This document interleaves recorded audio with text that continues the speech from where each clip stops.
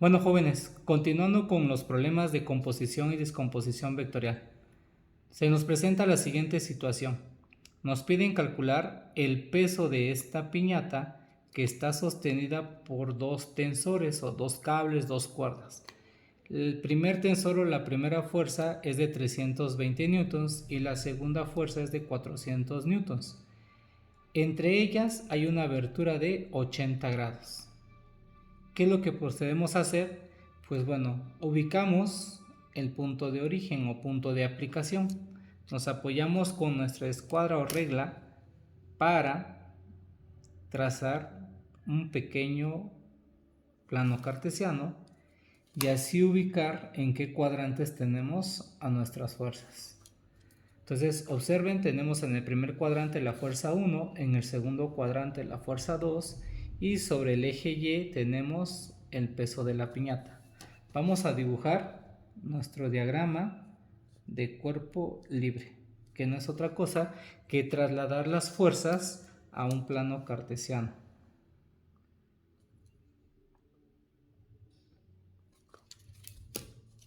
Tenemos acá esta. Tenemos aquí nuestro pequeño plano cartesiano.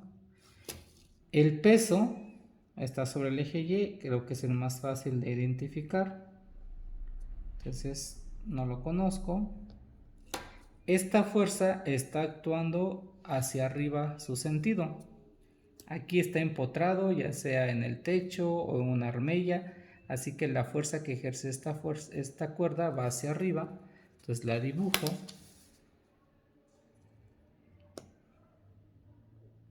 Le pongo el sentido a través de la flecha y su fuerza va a ser de 320 newtons. Ahora vamos a dibujar la segunda fuerza, igual, está empotrada y actúa hacia arriba. Entonces aquí tengo la fuerza 2 de 400 newtons. ¿Qué pasa con el ángulo? El ángulo no podemos decir que fue cortado a la mitad y que aquí mide 40 y 40 esta abertura. ¿Cómo me doy cuenta que no fue cortado a la mitad? Porque las fuerzas no son iguales. Si las fuerzas fueran iguales, el ángulo hubiera sido cortado exactamente a la mitad. Entonces, ¿qué tenemos que hacer? Bueno, como observamos, no podemos hacer una descomposición vectorial porque carecemos de datos.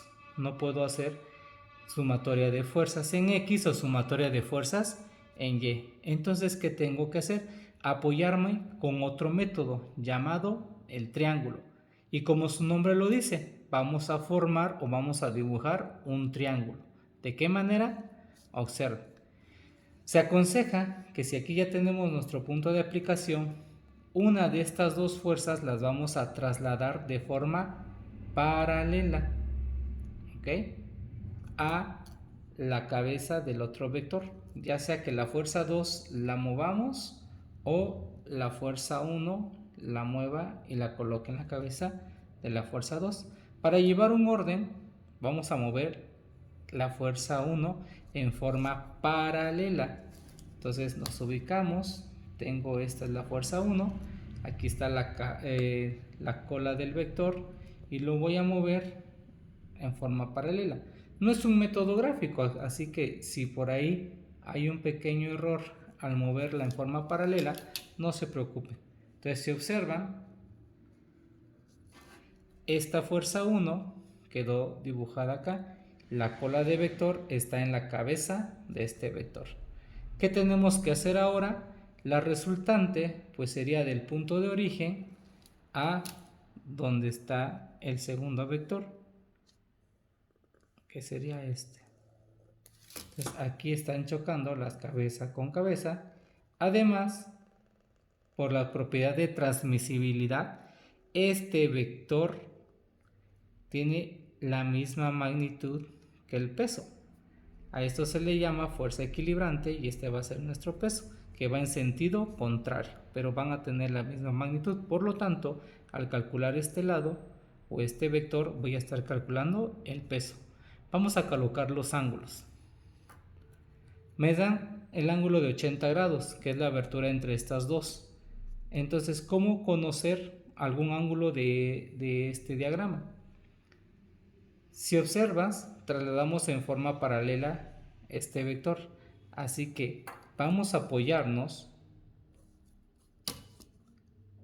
ampliando o trazando un poquito más grande esta fuerza. ¿Para qué? Para que observen que si aquí tengo este ángulo que es de 80 grados, entonces por ser ángulos correspondientes van a medir lo mismo. Entonces este ángulo mide 80 grados y al medir este 80 grados puedo conocer fácilmente su ángulo suplementario, que son aquellos que suman 180 grados. Entonces, si este vale 80 grados, este va a valer 100 grados. ¿Ok? Y si observan, tenemos ya un triángulo.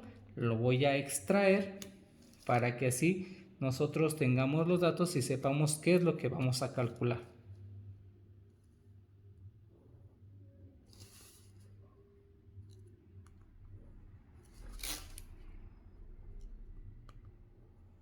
Entonces más o menos así tenemos nuestro triángulo. Vamos a colocarle los datos. Tengo un ángulo de 100 grados. Tengo esta fuerza de 320 es esta misma. Puedo mover los vectores de esta forma por la propiedad de vectores libres. Y este lado sería este. Lo estoy dejando sin unidades para que más o menos vayan recordando sus nociones de matemáticas cuando les pedían conocer un lado y ángulos. Entonces este lado va a ser mi fuerza resultante, que en otras palabras va a ser igual al peso. Bueno chicos, aquí tenemos un triángulo oblicuo ángulo donde conocemos dos lados y el ángulo comprendido.